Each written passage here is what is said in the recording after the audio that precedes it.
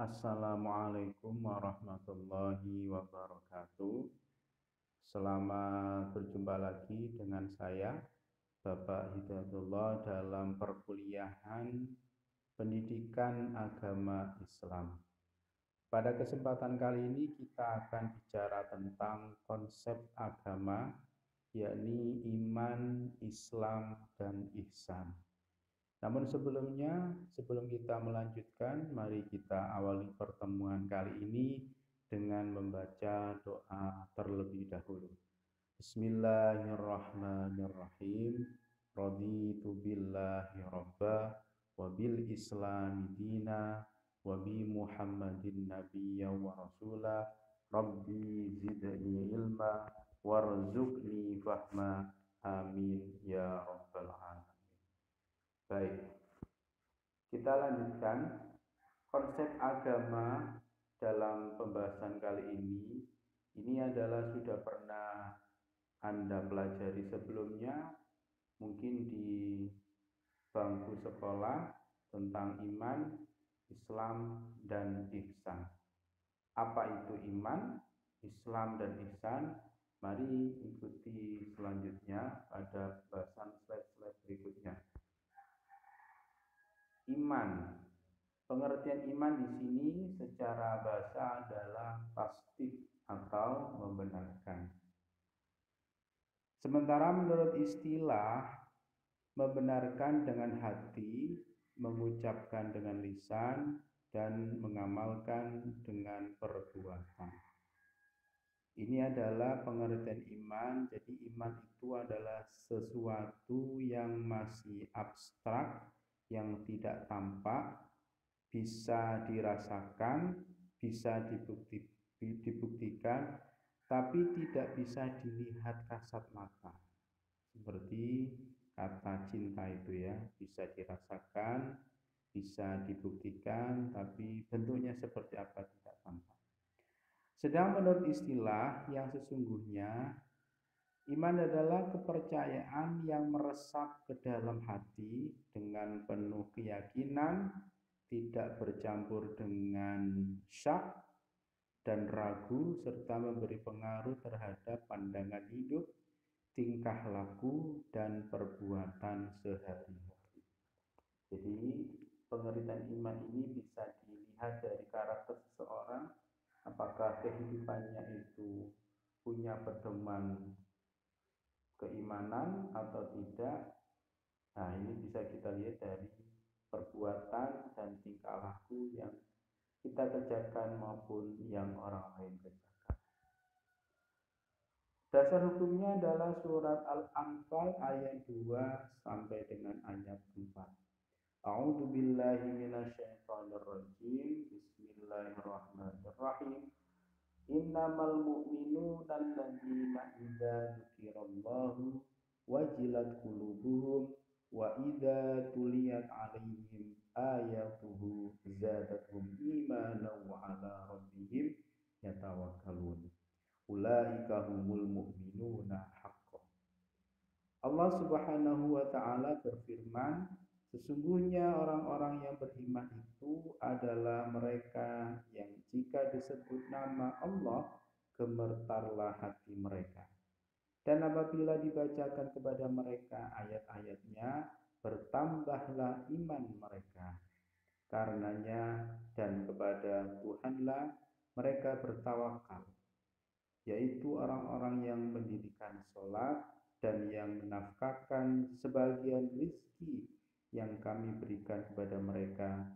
Itulah orang-orang yang beriman dengan sebenar-benarnya. Ini adalah landasan tentang keimanan. Jadi orang iman itu menurut ayat ini bisa dilihat dari sejauh mana kita atau orang lain itu merasakan ketika ayat-ayat Allah dibacakan, ada perasaan senang, susah, gelisah, atau cuek saja. Nah, itu nanti dibuktikan dari sini. Kalau ada merasa nyaman dan sebagainya, berarti landasan keimanannya masih ada dan masih bisa terjaga. Kita lanjutkan pada slide berikutnya, rukun atau pilar-pilar iman. Ini sudah kalian pelajari dalam materi akidah di sekolah sebelumnya. Yang pertama adalah beriman kepada Allah Subhanahu wa Ta'ala. Iman kepada Allah Subhanahu wa Ta'ala maksudnya adalah Allah sajalah Tuhan yang berhak disembah, dan semua sesembahan selainnya adalah batil. Iman kepada nama-nama dan sifat-sifatnya maksudnya adalah Allah memiliki nama-nama yang mulia atau bisa kita kenal dengan Asmaul Husna, dan sifat-sifatnya yang sempurna serta agung sesuai yang ada dalam Al-Quran dan Sunnah Rasulnya. Sifat-sifatnya seperti apa? Wujud, idam, bako, dan sebagainya yang ada 20 itu harus hafal dan dipahami supaya kita bisa memahami seperti apa sifatnya Allah dalam sifat wajib yang 20. Kita lanjutkan pada set yang berikutnya, beriman kepada malaikat. Apa maksudnya beriman kepada malaikat? Malaikat adalah hamba Allah yang mulia. Mereka diciptakan oleh Allah untuk beribadah kepadanya serta tunduk patuh mentaatinya. Allah telah membebankan kepada mereka berbagai tugas. Di antaranya adalah malaikat Jibril, tugasnya menyampaikan wahyu. Malaikat Mikail mengurusi hujan dan tumbuh-tumbuhan. Malaikat Israfil meniup sangkakala di hari kiamat.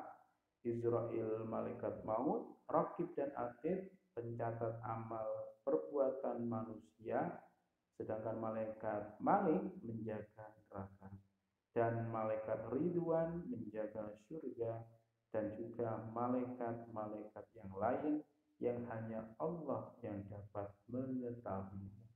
Jadi 10 malaikat ini adalah yang wajib kita imani dan kita hafalkan tugas-tugasnya. Apakah ada malaikat lain di luar 10 ini? Iya ada. Cuma kita tidak diwajibkan untuk mengetahui, menghafal, dan sebagainya. Begitu. Selanjutnya, beriman kepada kitab kita. Allah yang Maha Agung dan Mulia menurunkan kepada Rasulnya kitab-kitab. Kitab itu mengandung petunjuk dan kebaikan. Di antara kitab-kitab Allah yang pertama adalah kitab Taurat diturunkan kepada Nabi Musa, kitab Injil diturunkan kepada Nabi Isa, kitab Zabur diturunkan kepada Nabi Daud, kitab Suhuf atau lembaran-lembaran kepada Nabi Ibrahim dan Nabi Musa, dan Al-Quran diturunkan Allah kepada Nabi Muhammad Sallallahu Alaihi Wasallam.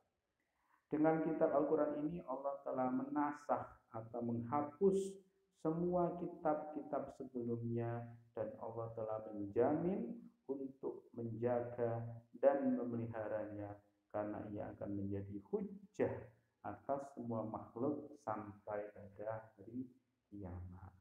Jadi begitu kitab Al-Quran diturunkan, kitab-kitab lain yang lain sudah dinasakh, sudah dihapus ya, karena semuanya sudah terangkum, tercantum di dalam Al-Quran.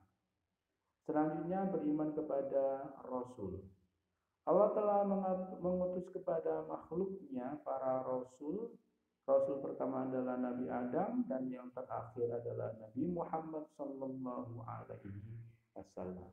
Dan semua itu adalah manusia biasa, tidak memiliki sedikit pun sifat ketuhanan. Mereka adalah hamba Allah yang dimuliakan dengan kerasulan.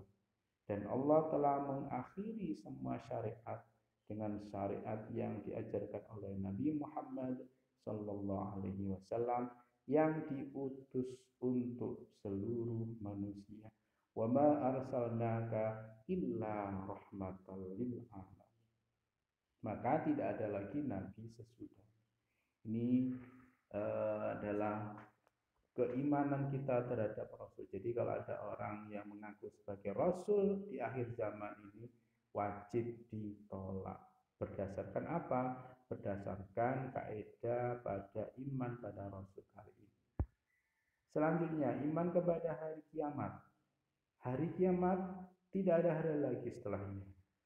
Ketika Allah membangkitkan manusia dalam keadaan hidup untuk kekal di tempat yang penuh kenikmatan atau tempat siksaan yang amat pedih. Beriman kepada hari akhir meliputi beriman kepada semua yang akan terjadi setelah itu, seperti kebangkitan dan hisab, kemudian surga atau neraka. Jadi ini adalah segala sesuatu yang sifatnya masih gaib, tapi beritanya sudah jelas di dalam Al-Quran. Kita diperintahkan untuk mengimani apa yang sudah diceritakan, dijelaskan di dalam Al-Quran tentang terjadinya hari kiamat. Berikutnya pada slide yang berikutnya tentang iman kepada takdir. Takdir artinya beriman bahwasanya Allah telah mentakdirkan semua yang ada dan menciptakan seluruh makhluk sesuai dengan ilmunya yang terdahulu dan menurut kebijaksanaannya. Maka segala sesuatu telah diketahui oleh Allah serta telah pula tertulis di sisinya, dan dialah yang telah menghendaki dan menciptakannya.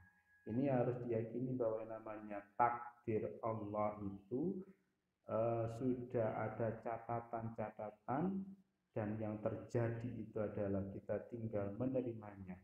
Kalaupun ada yang takdir baik, ya alhamdulillah. Kalaupun terjadi takdir yang buruk, tetap kita harus bisa menerima, karena itu adalah sebuah keputusan yang sudah ditulis oleh Allah sebelumnya.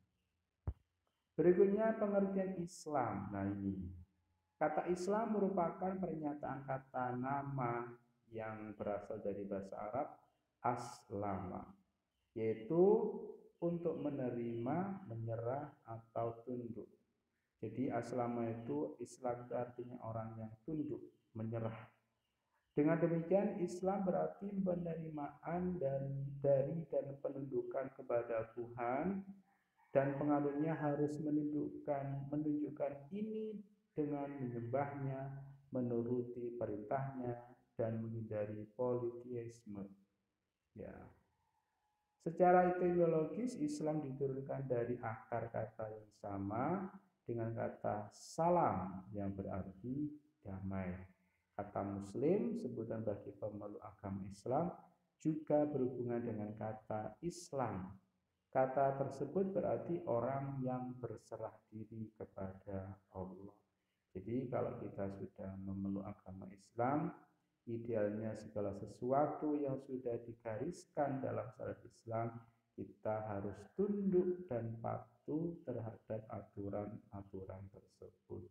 Karena Islam artinya adalah tunduk, maka orang yang memeluk agama Islam harus tunduk dan patuh. Kita lanjutkan. Slide berikutnya, rukun atau pilar-pilar Islam. Yang pertama adalah syahadat. Syahadat artinya adalah bersaksi bahwa tiada Tuhan yang berhak disembah kecuali Allah, dan bahwasanya Nabi Muhammad SAW itu adalah Rasulullah. Syahadat ini merupakan kunci Islam dan fondasi bangunannya. Makna syahadat yaitu la ilaha illallah. Tidak ada yang berhak disembah kecuali Allah. Dialah ilah yang hak, sedangkan ilah selainnya adalah batil. Dan ilah itu artinya sesuatu yang disembah, dan maknanya bahwasanya Nabi Muhammad SAW adalah Rasulullah. Ialah membenarkan semua apa yang diperintahkannya dan mentaati semua perintahnya, serta menjauhi semua yang dilarang dan dicegahnya. Ini adalah konsep syahadat yang harus kita pahami.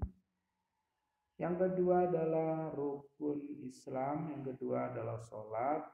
Allah telah mensyariatkan sholat 5 waktu setiap hari sebagai hubungan antara seorang muslim dengan Tuhannya. Di dalamnya dia bermunajat dan berdoa kepadanya, di samping agar menjadi pencegah bagi muslim dari perbuatan keji dan mungkar. Inna sholata tanha 'anil fahsya'i wal munkar. Salat itu bisa mencegah perbuatan keji dan mungkar. Dan Allah telah menyiapkan bagi yang menunaikannya kebaikan dalam agama dan kemantapan iman serta ganjaran. Jadi kalau orang sholat itu akan dijamin kebaikannya dan juga dijamin keimanannya, bahkan pahalanya. Baik cepat maupun lambat. Artinya bisa didapatkan di dunia, pengaruh dari apa yang kita lakukan sholat itu, atau bisa kita terima nanti di akhirat. Maka dengan demikian seorang hamba akan mendapatkan ketenangan jiwa dan kenyamanan raga yang akan membuatnya bahagia di dunia dan di akhirat. Rukun Islam yang ketiga adalah zakat. Apa itu zakat? Yaitu sedekah yang dibayar oleh orang yang memiliki harta sampai nisab atau kadar tertentu setiap tahunnya atau haul kepada yang berhak menerimanya seperti kaum fakir dan lainnya. Di antaranya yang berhak menerima zakat tersebut. Jadi ini adalah bentuk ibadah sosial yang harus dan wajib dikeluarkan oleh setiap orang muslim yang mempunyai kewajiban mengeluarkan harta kekayaannya setiap tahun. Yang keempat, rukun Islam yaitu puasa. Selama 1 bulan setiap tahun pada bulan Ramadan yang mulia, yakni bulan yang ke-9 di bulan-bulan Hijriah, kaum muslim seluruh dunia serempak meninggalkan kebutuhan-kebutuhan pokok mereka, makan, minum, jima di siang hari, mulai terbit fajar sampai matahari terbenam. Ini gunanya adalah untuk membersihkan tubuh dari penyakit secara kesehatan. Secara rohani adalah mendidik kita untuk selalu siap menerima perintah Allah, menjalankan, mengurangi urusan atau kenikmatan-kenikmatan dunia. Yang kelima adalah haji, yaitu menuju Masjidil Haram untuk melakukan ibadah tertentu. Allah mewajibkan atas orang yang mampu. Ingat ya, ini yang diwajibkan adalah orang yang mampu sekali seumur hidup. Jadi kalau ada orang yang sudah mampu melaksanakan haji kok tidak dilaksanakan, maka dia termasuk orang yang kena dosa. Kalau melihat dari pernyataan seperti ini. Pada waktu itu kaum muslimin dari segala penjuru berkumpul di tempat yang paling mulia di muka bumi, menyembah Tuhan yang satu, memakai pakaian yang sama, tidak ada perbedaan antara pemimpin dan yang dipimpin, antara si kaya, si fakir, dan antara yang berkulit putih dan kulit hitam. Semuanya sama, pakaiannya sama, kedudukannya sama. Ini adalah gambaran nanti seluruh umat manusia di akhirat ketika dikumpulkan di padang mahsyar punya kedudukan yang sama. Baik, kita lanjutkan tentang pengertian ihsan. Apa itu ihsan? Ihsan berasal dari kata hasana yuhsinu, yang artinya adalah berbuat baik. Sedangkan bentuk masdarnya adalah ihsanan, yang artinya adalah kebaikan. Ihsan berarti berbuat baik. Orang yang berbuat ihsan disebut muhsin, berarti orang yang berbuat baik. Setiap perbuatan yang baik yang nampak pada sikap jiwa perilaku yang sesuai atau dilandaskan pada akidah dan syariat Islam disebut ihsan. Dengan demikian, akhlak dan ihsan adalah dua pranata yang berada pada satu sistem yang lebih besar yang disebut dengan akhlakul karimah. Jadi akhlak yang baik, berbuat baik terhadap orang lain, kita bisa menyebutnya atau biasa menyebutnya dengan akhlakul karimah. Dasar hukumnya adalah an ta'budallaha ka'annaka tarahu fa illam takun tarahu fa innahu yarak. Hendaklah engkau beribadah kepada Allah seolah-olah engkau melihatnya. Tapi jika engkau tidak mampu melihatnya, maka sesungguhnya Allah melihat. Ini adalah dasar tentang konsep ihsan. Kalau kita tidak bisa melihat Allah, pasti tidak bisa. Maka makom kita atau kedudukan kita adalah kita merasa selalu diawasi oleh Allah Subhanahu wa Ta'ala dimanapun berada. Apa korelasi iman, Islam, dan ihsan? Hubungannya iman, Islam, dan ihsan merupakan 3 rangkaian konsep agama Islam yang sesuai dengan dalil. Iman, Islam, dan ihsan saling berhubungan karena seseorang yang hanya menganut Islam sebagai agama belum cukup tanpa dibarengi dengan iman. Iman dulu terus Islam. Sebaliknya iman tidaklah berarti apa-apa jika tidak didasari dengan Islam. Jadi iman saja tanpa ada perwujudannya itu juga bohong. Selanjutnya, makna Islam dan iman akan mencapai sempurna jika dibarengi dengan ihsan.